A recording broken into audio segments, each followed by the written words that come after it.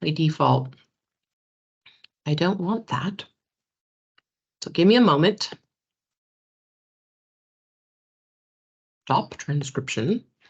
There we go. Very good. Okay. I am delighted to welcome you all to October 2023 Brainy Breakfast. And I'm so pleased to have my colleague, Heather Hare, who is one of our physical therapists. Sorry about that in the background. Who is presenting about something that has is a totally different part of her life other than physical therapy. And Heather, thanks so much for being here. I've personally been really looking forward to this presentation for months, so I'm glad it's finally here. And we are recording because we do actually have quite a few people who can't make it to the thing who actually watch the recordings later. So thanks, and I'll turn it over to you. Good morning. So I titled this talk, Everything I Learned While Learning to Fly, because when I started with aviation, I thought it was just going to be about becoming a pilot. And I very quickly learned that actually the piloting part of it was a very small part of how it changed me as a person, how it changed my perspective, and the growth that occurred there. And I think that is actually the bigger story of what occurred over the last 3 years. So in 2020, on a Facebook post, a guy put out, hey, I need someone about 140 pounds that wants to fly into the Idaho wilderness for 5 to 6 days. We'll leave when the weather permits. We'll come back when the weather permits, and we'll hike for those days. So I said, yeah, I'll go. I'm about 140 pounds. I barely knew the guy. I had met him once before, had no idea what kind of pilot was, and I knew nothing about general aviation. Absolutely everyone thought I was nuts, and my family and friends were concerned and said that I was probably going to end up cut into several pieces and my body scattered around the parts of Idaho. We had an absolute amazing time. He ended up being a professional photographer. So back in the backcountry, he took all of these videos. This here is Johnson Creek, Idaho, where you fly in. And the hot springs, somebody years ago took mules and put a hot tub up at the very top of the mountain. The only way to get into a lot of these places is by hiking for 17 miles mule or flying in. We got some amazing star pictures, as you can see, and he would put me out in the field in the middle of the night and bounce around taking pictures.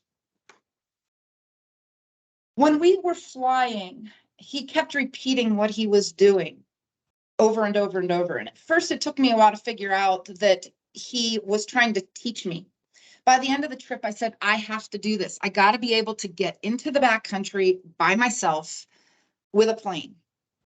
So one of the first things I learned was never be afraid of being a beginner and failing.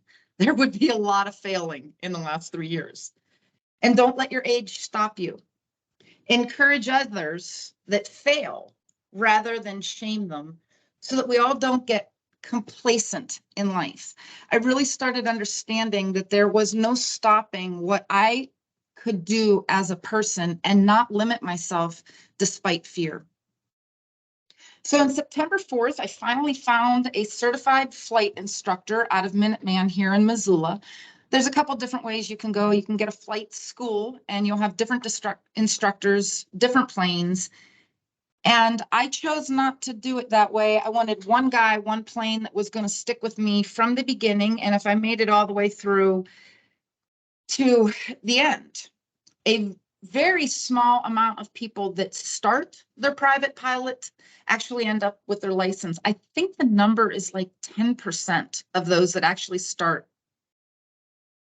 When we were beginning our flight, I came in, did my very first landing. And of course, they're kind of assisting you. They're all over the controls. And he said, have you flown before? And I said, no. And he said, you're a natural. And I said, well, I did have years on a broom, but it was never really counted as flight hours. We would have a lot of interaction like that during the 10 months that we flew together, and we became great friends. When we were flying over by Blue Mountain, we hit a whole lot of turbulence, which is very common for that area. So I started squeaking and getting a little anxious because in a little Cessna 152, you're bouncing around the air like a kite. And he said, listen, if you're not comfortable, we can go back. And I said, go back, as in quit for the day. Another big lesson. The only way to get through fear is to go through it. You can't go around it. It's not going to go away. But the turbulence in your life doesn't need to be associated with fear or anxiety. You just keep riding the wind, and you have to keep straight and level while adjusting your attitude and power. These life lessons just kept coming home to me every time I got out of the plane and other things occurred. So then I need to back up a little bit and explain planes, in that there are three main controls in a plane. You have your ailerons, which are on your wings, and they help you bank, which is around your horizontal axis. Then you have the rudder on the back, which controls your yaw or roll, which is around the vertical axis. And then you have your pitch, which is up and down with the nose according to the relative horizon. The way you control your two things is your power, which is your throttle, your thrust, and your pitch, which controls your airspeed and the angle that you're coming down. So as I was going through this and learning how to control a plane, bring it down to the ground, I would get very frustrated, demanding perfection for myself. And my instructor kept saying, back it off a little. And I'm like, no, I want to do this and I want to do it great. So while you're learning all the ways to fly a plane, you also have to learn to talk to the tower. Missoula tower control guys are amazing. But after you make so many mistakes and so many mistakes, because you're trying to learn what words to say in what order, when you make your first call, you've listened to the ATIS weather report, and it gives you what the winds are, the runways they're using, barometric pressure, etc. You write it all down, and you call the ground first, and you say, I'm ready to taxi with Alpha or Echo, whatever the latest weather through the alphabet is called, and report where you're going. They then give you instructions back on where you're taxiing to. And they go something like this. 532 Victor, taxi Golf Alpha via crossover 26 via Golf Alpha 3. And your brain's going, oh my gosh, I got to remember all this. So you try to write it, and then you have to repeat it back to them. And frequently you go, and it doesn't come out right. So after a day where I could hear the controller getting frustrated with me, I called them on the phone afterwards and said, hey, can you open up the tower door? I have something for you guys. And I took them over donuts and coffee in the morning because I just felt like I was this massive annoyance for them. So that became my call sign with my instructor. So Donut technically is my call name, which is very odd. When we later had a meeting with the controllers at a bar at night for them to meet the pilots and for us to ask them questions, I went up and I said, hey, I'm 532 Victor, which was the plane I was flying at that time. So he knew my voice. And he goes, oh no, you're frustration and giggles. He goes, we nicknamed you. I said, what? He goes, you're either frustrated and annoyed, or you're giggling and having the time of your life. Your voice is never even. And that pretty much sums up my flying experience. That frustration became much more intense during those 10 months. And one of the things I really learned is when you're ready to give up, contact a peer, contact a friend, and let them bolster your lift.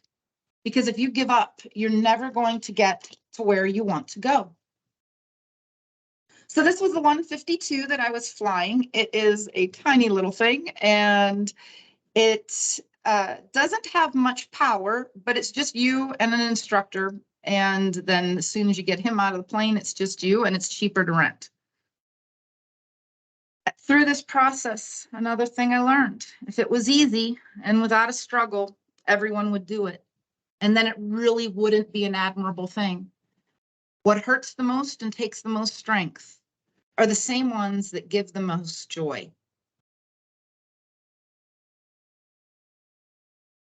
So as you're approaching your first solo, which I achieved on March 12th, you can feel it coming in the air. The instructor has to sign your book. You have to achieve certain things. And he's like, are you ready to go alone? And he preps you for a week or two so it doesn't just drop out on you. He waits for the right wind, waits for the right attitude coming out of you, and a feel-good moment in the air. We went out the one day and I knew it was coming.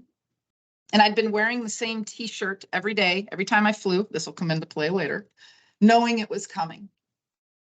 We go around the pattern a couple times and he goes, all right, take me back. So I said, all right, get out, Greg.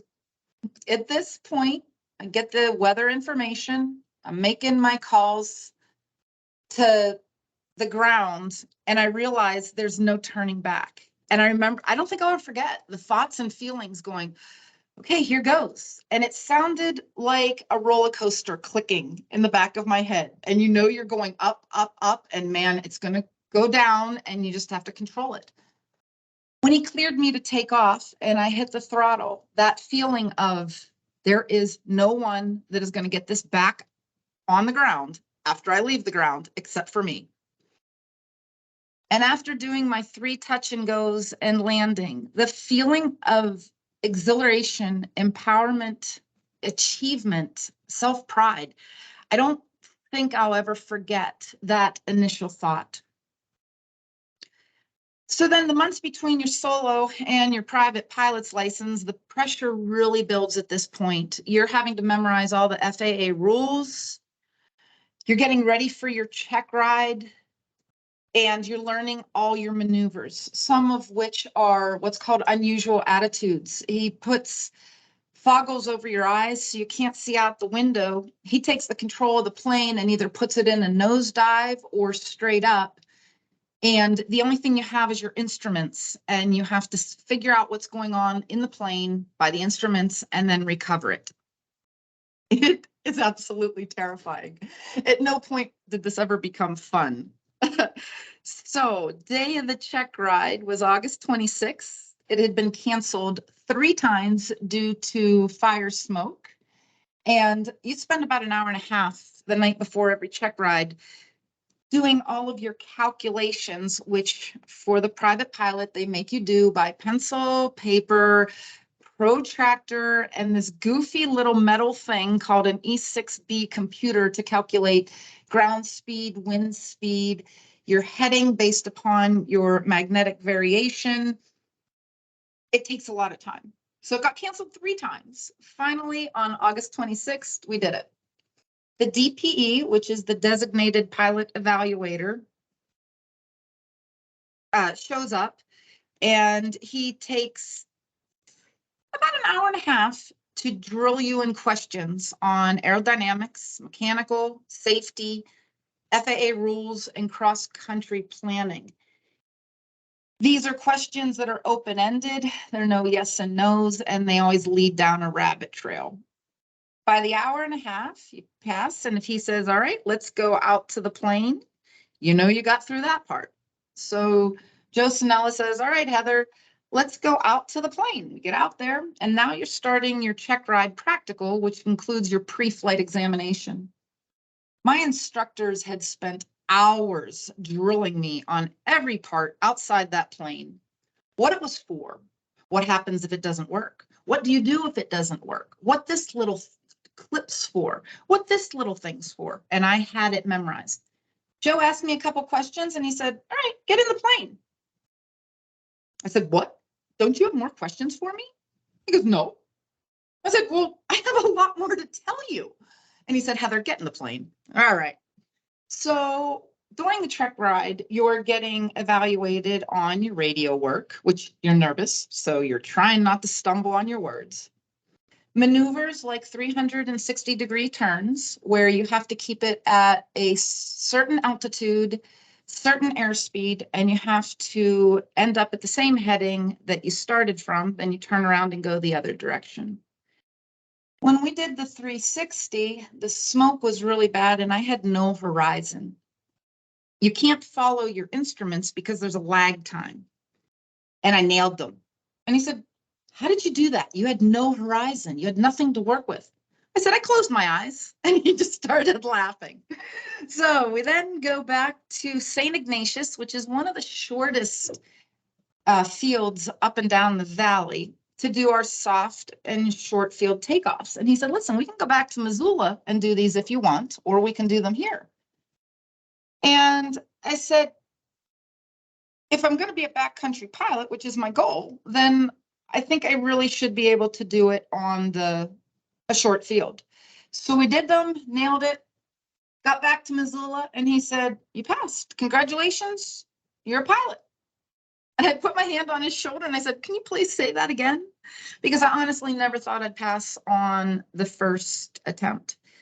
So one of the traditions, it's done either when you do your solo or when you get your pilot's license, is they cut your shirt tail off of you, which is why when I was soloing, I was wearing the same shirt every day because I knew which one I wanted cut. It comes from World War II, where they used to cut your shirt so the instructor can't pull on it anymore.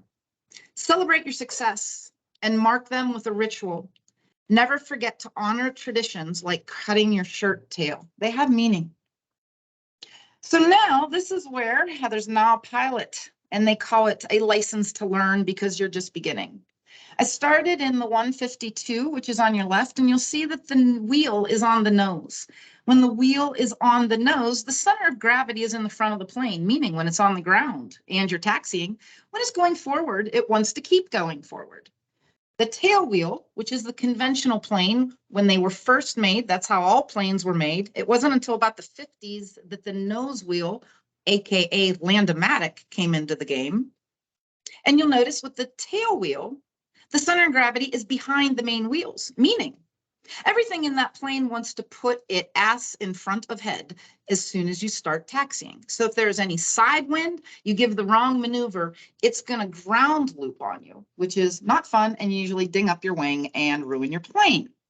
So Heather decides she wants to go get her tail wheel endorsement, is what it was called. First, I got the high performance endorsement, which meant I could fly planes greater than 200 horsepower, still considered small general aviation. And then in January of 2022, with Aaron Foster in his Citabria, I got the tail wheel endorsement. With a tail wheel, the ride isn't over until the wheels are stopped. It's frequently in those last moments when complacency sets in and you can ruin the whole journey. So up and from there, I started flying, just having fun, going out with friends, going out by myself, and gaining confidence and skill. In June of 2022, I decided that wasn't enough. I wanted to go get my single engine seaplane rating. So that is a plane on floats. And you get the wonderful experience of not just guiding the plane with the wind, but all of your takeoffs and landings, you're now focused on the current. We were up in Flathead River and on Flathead Lake.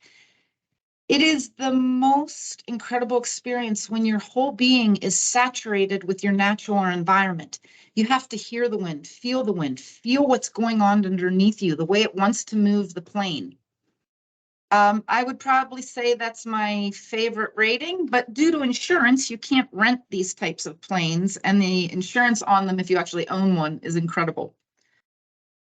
Reinvent yourself on a regular basis and cut out or ignore the people that don't support your growth because it threatens them. Only 7% of pilots are female. Less than 5% of all pilots have their tailwheel endorsement, and only 3% of all pilots have their seaplane rating. There's no stopping what any of you can do when you set your mind to it. There's no stopping what I can do. I think most of us self-limit seeing something as too big of an obstacle. When you have friends beside you, this is Perry, the DPE. He was not my check ride DP for my private, but he became my DPE for the seaplane rating, and now is probably one of my best friends. Those people are going to help you on your journey. I got very passionate about safety and aviation right from the get-go, joined the Montana Pilots Association, immediately became the vice president of Western Montana of the Montana Pilots Association. And this is the great part. The president said to me, "We'd really like you on the board. If people see you and know that you can do it, anybody can do it." I don't know. I guess that was a compliment. Hard to take that way. Then I joined the Recreation Aviation Foundation and became Montana's ambassador for the RAF. We have work parties all over the backcountry. This was some of them, fixing things. The backcountry is also used for hikers and backpackers and the horse country people, and we supply a lot of that. So my first instructor, Greg, we become pretty good friends with our flying, and so we start flying together and challenging each other. Can you hit your spot? So I landed on one of these and we heard a poof and the whole plane veered. And I was like, what was that? And he's like, I don't know, get off, get taxi off. Here we'd blown a wheel and the tire had been rotten, we found out later. What goes up must come down. Life is full of amazing thrills that take you high and downdrafts that drop you low. Just keep adjusting your attitude and your power and roll with it. So in September of 2022, I bought my first plane. It's a 1983 Mall M5. She was nicknamed the Sexy Beast on the way home from Wisconsin with her. She is a one-of-a-kind rare bird. There were only 2 planes of this kind made. The other one is in the bottom of a swamp in Georgia. This cowling is the only one on any Mall ever made. It's sleeker and sexier looking. They're usually more bull nose. And she has an IO 360 Lycoming 200 horsepower, which is the only plane of its kind with that engine. And there's her again. You go for your first annual inspection. We go to do the flight afterwards to make sure everything's okay, check it out. I had taken Perry because if something went wrong, I knew I could not fix it.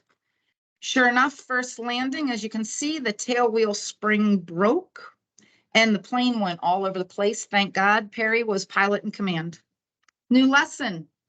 Don't assume the professional mechanic will put your plane back correctly and keep you safe. Do not assume that everyone is doing their job when the consequences are on you. Take extreme ownership of everything that has your name on it. This was my first solo camping trip in Arizona. The fear and excitement of loading everything up in my plane was incredible. Doing my first landing as I'm coming over Roosevelt Lake, and there's a big ravine right before the runway starts. And I hit a sinker, a downdraft right before the runway. Came down way quicker than I thought and just barely hit the edge of the runway and had this super beautiful short landing by mistake. While in Arizona, I had problems going on with my tail wheel and I kept blaming myself and not the plane. Had a flight where it knocked me off the runway, through the bushes. Thank God no one was around to see it. And I've told very few people prior to this. And I knew that if I tried to stop what was going on and land it, I was going to ruin the plane and probably get really hurt. So I full throttled, trying to get it back up into the air. And this is when everything in you wants to pull the nose up to go up, only you have to actually push it to the ground to gain airspeed and lift. You're trained to do it, and it is one of the most difficult things to do. Do the right thing, no matter that it goes against what you want to do. When everything in wants you to pull back to get higher or turn using the wrong controls, do what you're trained to do. This was just some beautiful pictures that I took in the meantime. This was just the other weekend. We were flying over the Larches. And this is over the Bob Marshall. And you can see that there is absolutely nowhere to land. If things go wrong, you lose an engine, which weirdly is common. I don't even know why, but it is. That you have nowhere to go. So that is one of the risks. More beautiful pictures from the other weekend. That I think that's part of the Condon Valley when we were, and then part of the Flathead, and we were up in the Bob Marshall fooling around. One of the things you're taught is if you get lost up in the air, which it's a little harder with all the GPS systems now, but prior to that, if you feel lost, circle, get a better perspective, a different perspective, climb higher, try to get yourself out of the low view and see what's really going on around. Communicate with somebody, don't try to go it alone, and confess that you messed up. These are important life lessons. Go in the best direction you know and hold a solid course instead of wandering aimlessly. So then I decided to go get my commercial license this past summer. I studied harder than I have ever in my life. PT school was nothing compared to this. New lesson. You cannot be over-prepared or over-educated on any topic. I passed my commercial license on July 16th. Perry did my check ride. It was an amazing thrill to know that at my age, what I had just accomplished, and I hate to keep saying that at my age, but we all know neurologically our brains don't take it in as well as it used to. Always take your best friend. Brum usually flies everywhere with me unless I'm doing a lot of skill training and I don't want to put him in danger. He has a little harness on that protects him in case we flip upside down, and his ear protection. Some of my favorite flying is mornings, evenings, and nighttime. Nighttime is the most dangerous because you have nowhere to go if you lose an engine or have problems. You can't see the ground. We always practice emergencies in a controlled environment until it's second nature. Practice so that your reaction is correct. Flathead Lake mornings, unbelievable. One of the main reasons to fly. This was the backcountry flying. So as soon as I could, I started getting into the backcountry with friends, doing a lot of camping. It was the reason why I became a pilot. And all of a sudden it was me landing my plane on the backcountry strips, coming against the mountains, over the trees, over the gorges, and landing on a short grass strip. The feeling when you get out of that plane is unbelievable. This was my first flight, full circle, making the Moose Creek landing that I had done with Michael 3 years prior. Only now I'm pilot in command, coming through the canyon, lining up against the mountain. You lose sight of the runway. And then when you're on short and final, you pick it up again, you see it, and you land. A couple days after that, and I couldn't even put a picture up. That's why I didn't. I boofed. I had a landing up in Sealy Lake. Headwind switched to a tailwind very quickly on me. And when that happens, you lose air. So I dropped out of the sky, struck my prop, and did some bending. The shock, the terror, and the oh my gosh. I had panic attacks for a good solid 3 weeks. I'd be in the middle of treating a patient and all of a sudden it would well up. And I didn't know if I ever wanted to fly again. And I'd already signed up to do this dumb talk. And I didn't know what I was going to do. I didn't know if I had the strength to get back up and do it again. And I had friends that said, get in. And they took me up in their planes, made me fly, made me land. And I realized, all right, this was just a blip. It was just a setback. I'm going to get back up in the saddle. So I'm now training for my instrument rating. And as soon as that's over, I'm going to get my flight instructor rating. I hope to have that all completed by the spring.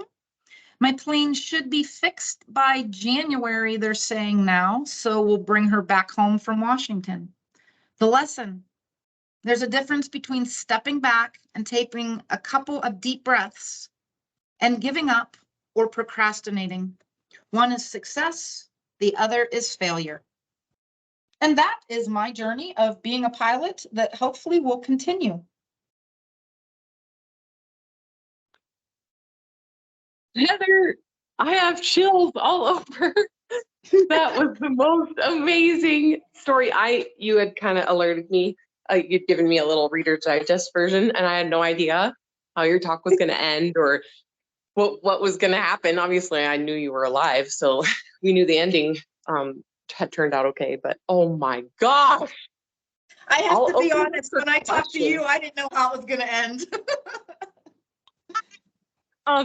Technically, the meeting ends right now at 8:46 by my clock, but I didn't see any chat come through except the fabulous pictures and, you know, kind of commentary like that. So just want to be really respectful of people's time. If you Yeah. have questions, then hit Heather up and ask her, or I can also convey questions to her. And Heather, thank you so much for sharing You're your welcome. journey. You're welcome. Have a great day, everybody. Have a great day, guys. Bye.